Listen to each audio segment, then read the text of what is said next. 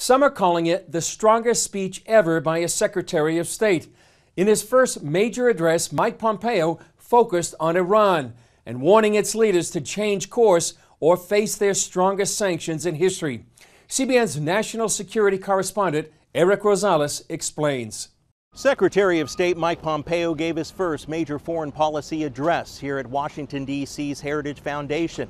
The Secretary presented the new U.S. strategy on dealing with Iran after President Trump's withdrawal from the Iran nuclear deal. As President Trump said 2 weeks ago, he is ready, willing, and able to negotiate a new deal. But the deal is not the objective. Our goal is to protect the American people. Pompeo listed 12 demands that would be the framework for a potential new treaty with Iran. They include Iran fully disclosing and permanently abandoning its nuclear weapons program, ending its ballistic missile program, and allowing inspectors access to all nuclear sites, including military locations which were off limits under the 2015 deal. Iran must release all U.S. citizens, as well as citizens of our partners and allies, each of them detained on spurious charges. Pompeo characterized Iran as an international menace that must end all support of terrorists such as Hezbollah, Hamas, and the Islamic Jihad. The length of the list is simply a scope of the malign behavior of Iran. We didn't create the list, they did.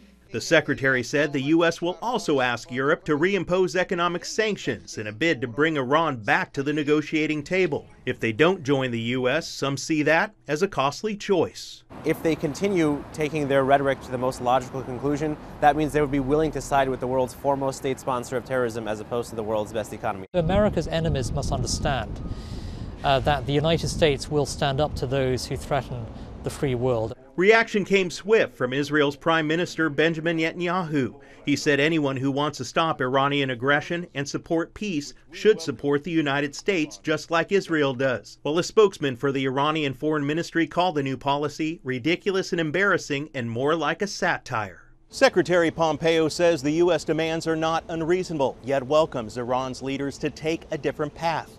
He adds it's ultimately up to the Iranian people to decide their future. Eric Rosales, CBN News, Washington.